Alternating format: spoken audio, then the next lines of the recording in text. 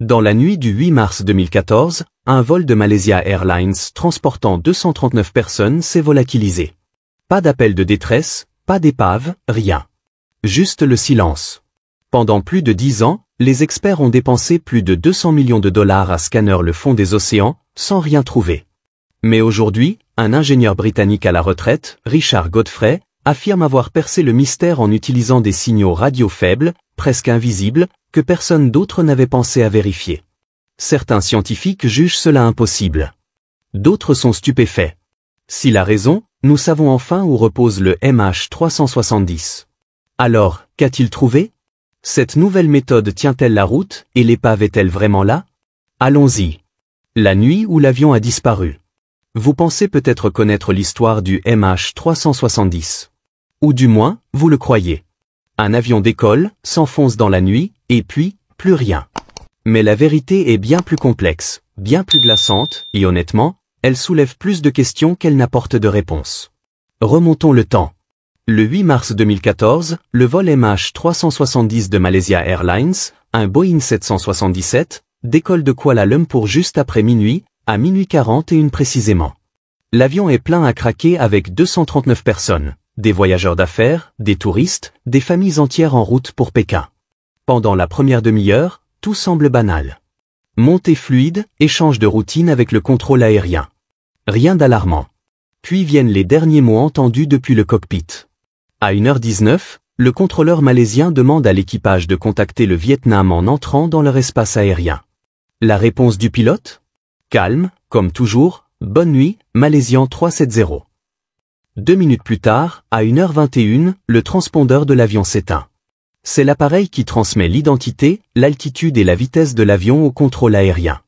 En d'autres termes, ce qui le rend visible sur les radars civils. Soudain, il disparaît. Pour le monde extérieur, l'avion semble s'être évaporé. Mais voici le premier rebondissement et il est de taille. L'avion n'a pas vraiment disparu. Pas encore. Si les radars civils l'ont perdu, le radar militaire malaisien, qui fonctionne différemment comme un faisceau de lampes réfléchi par un objet, détecte encore quelque chose. Un point non identifié apparaît, et les enquêteurs confirmeront plus tard qu'il s'agissait probablement du MH370. Mais l'avion ne suit plus sa trajectoire. Il effectue un virage serré à gauche. Pas une dérive, pas une hésitation. Un virage délibéré et contrôlé. Au lieu de se diriger au nord-est vers Pékin, il fait demi-tour vers l'ouest, traversant la péninsule malaise, passant juste au-dessus de son point de départ. Puis il continue, volant vers la mer d'Andaman. Le radar militaire le suit encore 1 heure, jusqu'à 2h22, lorsqu'il disparaît au nord-ouest de l'île de Penang. Après ça, rien. Imaginez-vous dans la salle des radars, regardant ce point, que vous savez être un avion de ligne, s'éloigner de la carte. Pas d'appel de détresse, pas de code d'urgence, pas d'explication. Juste parti. Mais voici où les choses deviennent encore plus étranges. Bien que l'avion ne communique plus avec le contrôle aérien, il murmure encore dans l'espace. Le système satellite de l'avion l'unité de données satellite, s'est reconnecté discrètement avec un satellite Inmarsat en orbite au-dessus de l'océan Indien. Ce n'était pas conçu pour suivre les avions, juste pour un signal de maintenance, un genre de « je suis toujours là ». Mais ces signaux fantomatiques sont devenus la seule preuve réelle du trajet du MH370 pendant les 6 heures suivantes. Il y a eu 7 de ces signaux au total. Sans boîte noire, sans radar, sans appel radio, ces 7 poignées de main sont devenues les miettes auxquelles les enquêteurs se sont accrochés. En utilisant 2 données clés ou le décalage temporel des signaux, le délai du trajet aller-retour, et le décalage fréquentiel des signaux, un léger effet Doppler, les ingénieurs ont tenté de retracer le chemin de l'avion. Ils ont obtenu des arcs. D'immenses arcs s'étendant à travers la planète.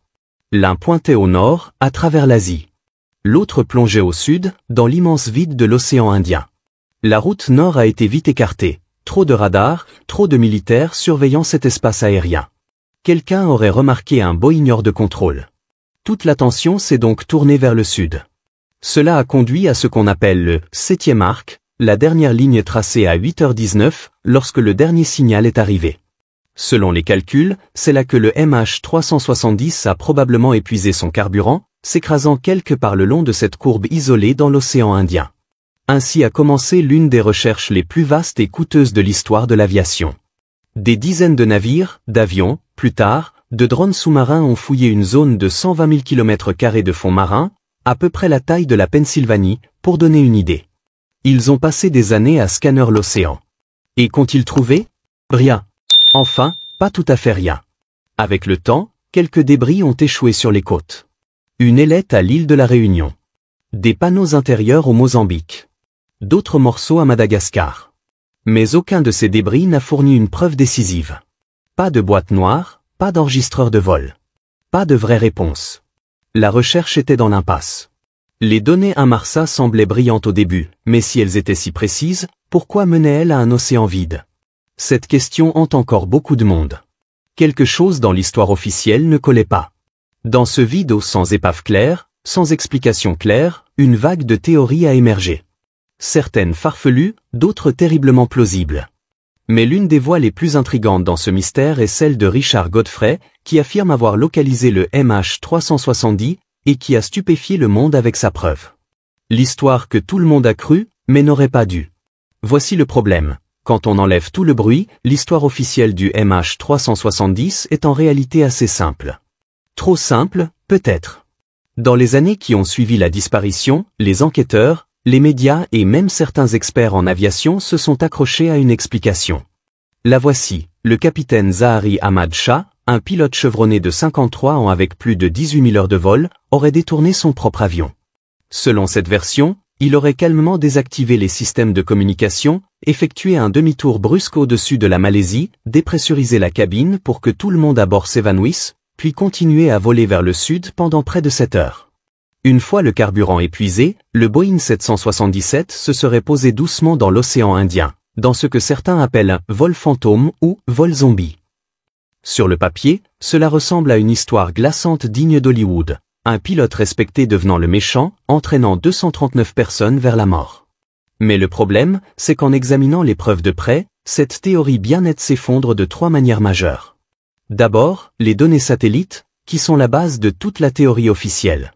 Les poignées de main du MH370 avec le satellite Inmarsat ont été utilisées pour retracer son supposé trajet.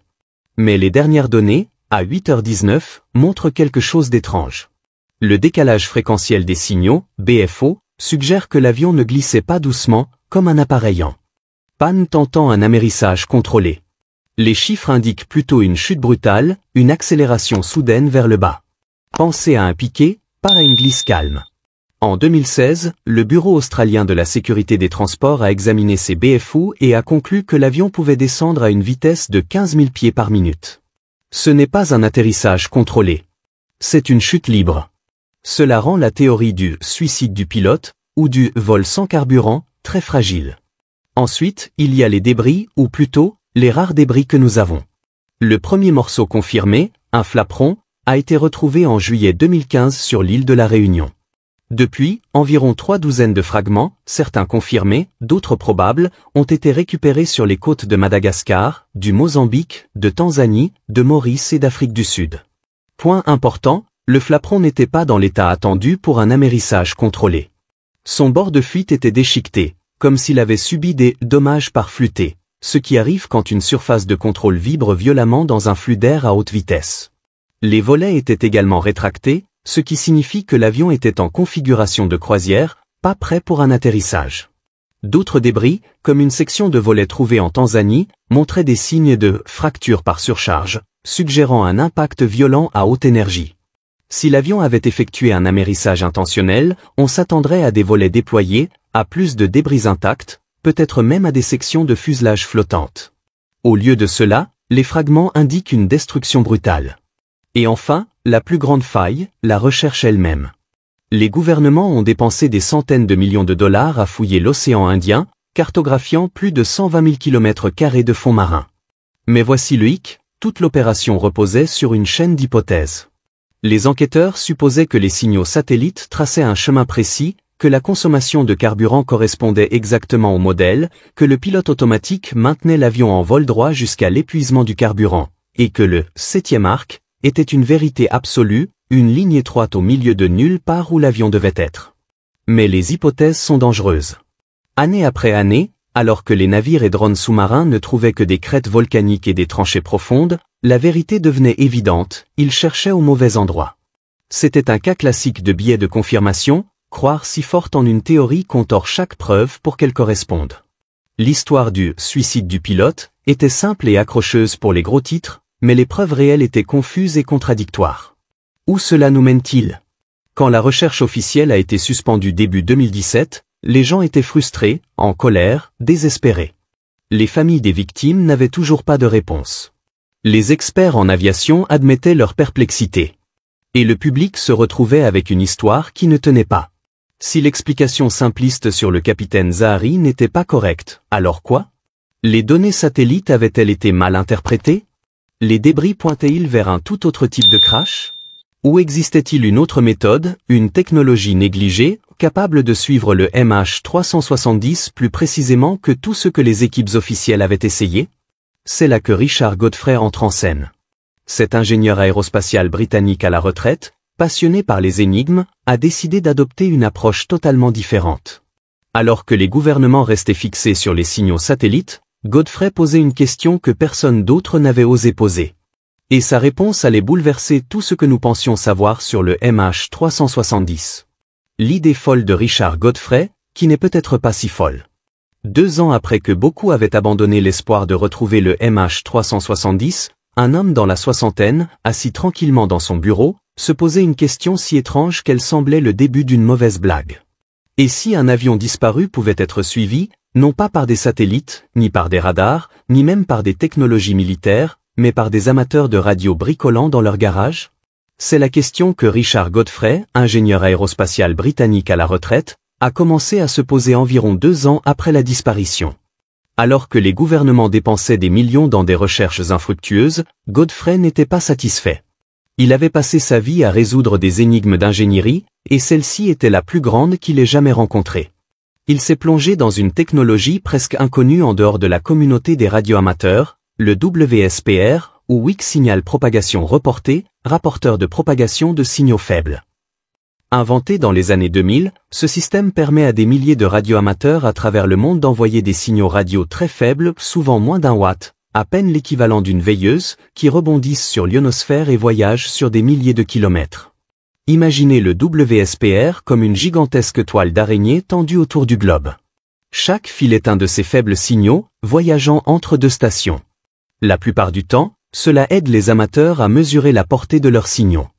Mais Godfrey a réalisé quelque chose d'énorme. Si un gros avion traverse un de ses fils, il laisse une perturbation.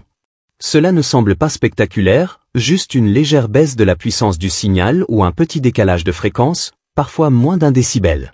Mais ces perturbations sont enregistrées, à chaque fois, dans une base de données en ligne appelée WSPRNet. Cette base est immense. Des années de données, des milliards de petits tweets radio du monde entier.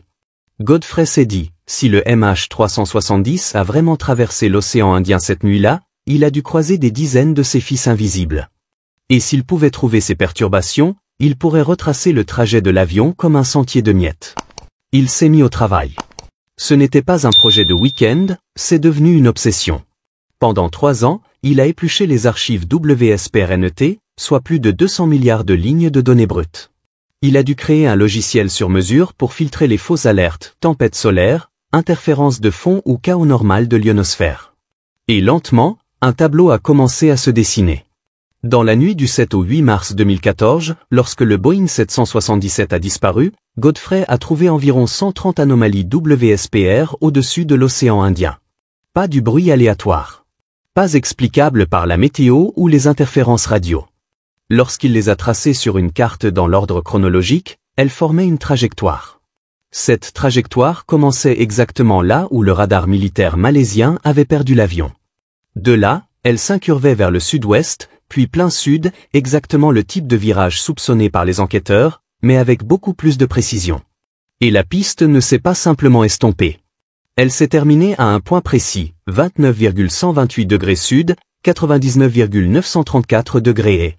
C'est à environ 1500 km à l'ouest de Perth, en Australie, des eaux profondes, oui, mais à 200 km d'une zone jamais explorée par les recherches officielles ou privées. Pour la première fois en des années, quelqu'un avait produit une localisation précise, basée sur des données, pour le MH370. Pas une vague supposition. Pas un et peut-être par là. Un point unique, soutenu par des chiffres concrets. Mais les chiffres ne suffisent pas. Les chiffres sur une page ne sont que des chiffres. Ils ne ramènent pas une épave du fond de l'océan. Ils n'apportent pas de closure aux familles. Pour Richard Godfrey, le vrai test n'était pas de trouver des motifs dans les signaux radio. Le test était de savoir si ces motifs pouvaient résister aux questions difficiles de ceux qui ne voulaient pas de théorie, mais des preuves. C'est pourquoi il a soumis ses découvertes à l'Université de Liverpool, à une équipe d'analystes habitués à résoudre des tragédies comme celle-ci. Ces experts avaient aidé à localiser l'épave du vol Air France 447 dans l'Atlantique en 2011. Si les chiffres de Godfrey étaient du vent, il le saurait immédiatement. Qu'a-t-il présenté exactement ? Et pourquoi cela a-t-il retenu leur attention au lieu d'être relégué au tas des théories farfelues ? Décomposons cela. Le premier élément était la vérification des horodatages. Une vérification de réalité. Les perturbations trouvées dans les données WSPR correspondaient-elles à la chronologie réelle du vol MH370 ? Si ces anomalies radio survenaient des heures avant ou après les signaux Inmarsat, la théorie s'effondrerait. Mais l'inverse s'est produit. Chacune des 130 anomalies repérées par Godfrey correspondait presque parfaitement, à environ 4 minutes près, à un signal Inmarsat. Ce n'est pas le genre de coïncidence qu'on ignore. C'est un motif. Et quand les enquêteurs ont cherché d'autres explications, peut-être un autre Boeing 777 dans le même espace aérien, ou un cargo passant par là rien ne collait. Aucun autre avion n'était dans ce ciel. Le seul candidat était le MH370. Ensuite, la géométrie des signaux. Imaginez passer d'une photo floue à une image nette. Les données satellites d'Inmarsat n'étaient qu'un croquis grossier, réduisant les possibilités à de vastes arcs de longues étendues d'océan de centaines de kilomètres de large. Assez pour deviner, mais pas pour localiser. Le WSPR a changé la donne. Chaque signal voyageait sur un chemin précis entre deux opérateurs radio par exemple, un en Nouvelle-Zélande et un en Afrique du Sud, et toute perturbation était liée à ce chemin. Quand plusieurs chemins montraient des perturbations simultanées, on pouvait les croiser comme des lignes sur une carte. Soudain, au lieu d'une zone de recherche grande comme un continent, Godfrey dessinait des couloirs de seulement 20 km de large. Plus il avait de chemins, plus la piste devenait précise. Puis vint le test le plus délicat, l'empreinte de réfraction. Il fallait prouver que les oscillations dans les signaux radio n'étaient pas du bruit aléatoire. La surface de l'océan, l'ionosphère, même l'activité solaire pouvait déformer les ondes radio de manière désordonnée. Godfrey devait montrer que ce qu'il détectait était l'empreinte d'un gros avion, pas un caprice de la nature. Il s'est concentré sur les signaux dans la gamme des 14 MHz, car cette fréquence réagit de manière prévisible lorsqu'un objet aussi massif qu'un Boeing 777 la traverse. Pour s'assurer que les résultats n'étaient pas erronés, son logiciel éliminait les perturbations faibles ou floues. Seuls les signaux forts autour de -25 décibels ou mieux étaient retenus. Après tous ces filtres, il restait 130 anomalies solides. Et voici le plus frappant, elles n'étaient pas dispersées. Elles formaient une ligne à travers l'océan Indien Sud, comme des miettes saupoudrées sur l'eau. Quand l'équipe de Liverpool a analysé les chiffres avec leur propre modèle utilisant l'analyse bayésienne, la même méthode statistique qui avait localisé l'Air France 447, ils ont obtenu un résultat remarquable. Leur calcul montrait une probabilité de 74% que l'épave du MH370 se trouve dans une petite zone centrée sur les coordonnées de Godfrey. Pour la première fois depuis la disparition, les données n'étaient pas seulement prometteuses, elles étaient mathématiquement solides. Imaginez être l'un de ces scientifiques. Vous avez vu des théories farfelues apparaître et s'éteindre, avions volés, bases secrètes, suicide du pilote, même des enlèvements. Et puis quelqu'un vous tend une piste de points de données qui s'alignait presque trop bien pour être ignorée. Ce n'était pas une preuve absolue. Mais c'était ce qui s'en rapprochait le plus depuis la nuit de la disparition. Les objections contre le WSPR. Toute idée audacieuse suscite des critiques. C'est normal, c'est ainsi que la science fonctionne. Si personne ne remettait en question, ce serait encore plus étrange. Avec un sujet aussi chargé émotionnellement que le MH370, le scepticisme a été immédiat et bruyant. Examinons les principales objections au WSPR de Richard Godfrey, et comment lui et d'autres ont répondu. Première objection, le WSPR n'a jamais été conçu pour ça. Et c'est vrai.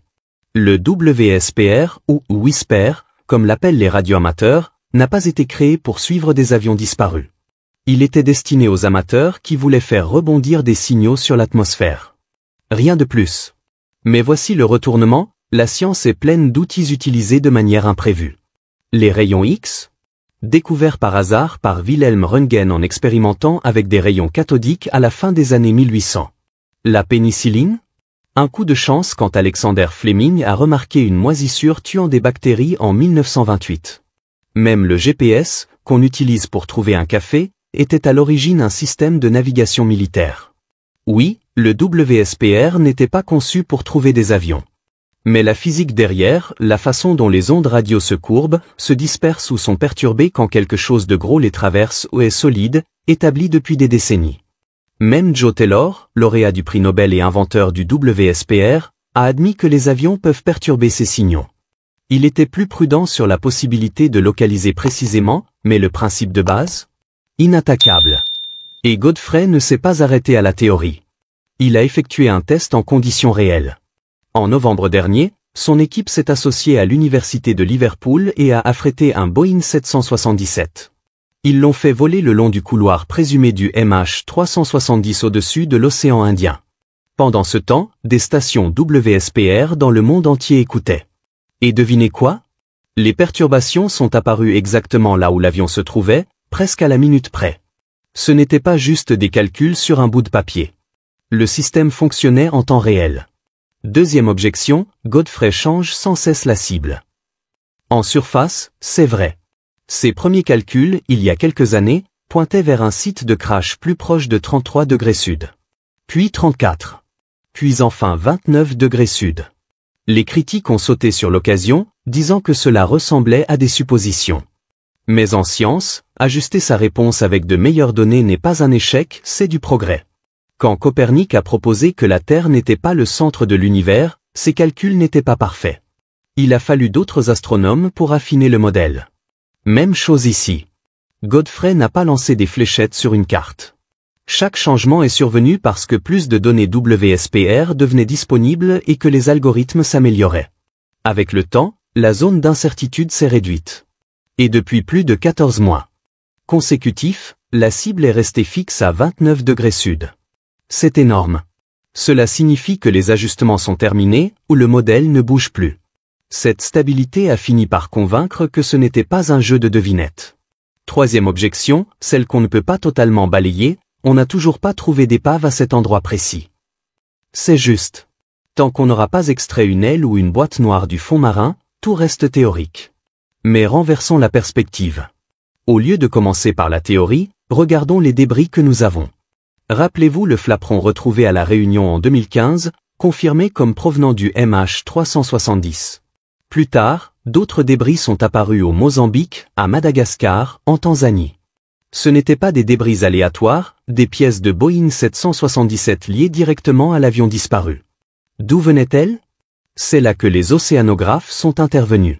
Au Centre Jomard pour la recherche océanique en Allemagne, des scientifiques ont effectué des simulations de dérives massives.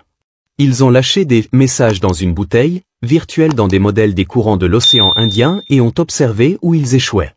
Ils l'ont fait des centaines de milliers de fois. En retraçant les trajectoires à l'envers depuis la Réunion et d'autres côtes africaines, quelque chose d'étonnant s'est produit. La majorité convergeait vers un point d'origine à environ 100 km de la zone de Godfrey, à 29 degrés sud.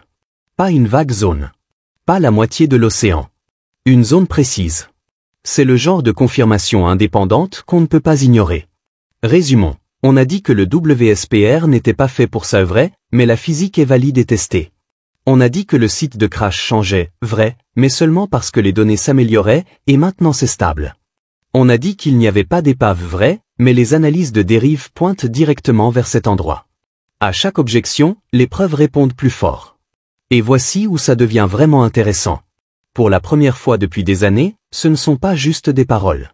Il y a de l'action. La saison des cyclones brutaux dans l'océan Indien Sud est terminée, ce qui signifie que les navires peuvent à nouveau opérer là-bas. Et le poids lourd est de retour, Ocean Infinity. Ce nom vous dit peut-être quelque chose, car ils ont dirigé l'effort de recherche massif en 2018. Ils n'ont pas trouvé le MH370 à l'époque, mais ils ont développé un arsenal de technologies sous-marines qui s'est encore amélioré depuis. Leur fleuron est l'Armada 7806, un gigantesque navire de soutien équipé de véhicules sous-marins autonomes UGEN, des sous-marins robotiques capables de plonger à 6000 mètres, de naviguer sans câble pendant des jours, et de scanner le fond marin avec un sonar assez précis pour repérer une épave de voiture sous des kilomètres d'eau. Et voici le coup de théâtre, le gouvernement malaisien a signé un nouveau contrat avec Ocean Infinity. Anthony Locke, ministre des Transports de Malaisie, l'a finalisé en janvier 2025. La zone de recherche ? Une boîte de 15 000 km² soigneusement délimitée, centrée sur le point précis identifié par l'analyse WSPR. Le contrat est du type « pas de trouvailles, pas de paiement ». Traduction. Ocean Infinity couvre tous les coûts initiaux, environ 70 millions de dollars, et ne sera payé que s'il trouve l'épave. Cela en dit long. Il ne parierait pas autant d'argent et de ressources s'il ne croyait pas en la solidité des données. Parlons chiffres. Un seul UGEN peut couvrir environ 500 km² par jour, en naviguant lentement à 3 nœuds tout en scannant le fond marin. Avec une flotte entière travaillant 24h24, ils peuvent balayer toute la zone de recherche en environ un mois. Pensée grecque, plus d'une décennie de frustration et d'impasse, et maintenant la réponse pourrait être à moins de 30 jours une fois qu'ils commenceront. Le navire est prêt. Les robots sont prêts. Le contrat est signé. Il ne reste plus qu'à attendre que la fenêtre météorologique reste ouverte assez longtemps pour que la mission se déroule. Nous voici donc, après toutes ces années de chagrin, de théories folles, de fausses pistes et de spéculations sans fin. Les pièces s'alignent enfin, des données solides, une cible précise, et la technologie pour faire le travail. La question n'est plus, peut-on trouver le MH370 ? La question est maintenant, sommes-nous enfin sur le point de clore l'un des plus grands mystères de notre époque ? Merci d'avoir regardé. Si vous avez aimé cette vidéo, n'oubliez pas de liker et de vous abonner à notre chaîne. Pendant que vous êtes encore là, jetez un œil à la prochaine vidéo qui apparaît sur votre écran. Vous ne savez jamais ce que vous pourriez découvrir ensuite.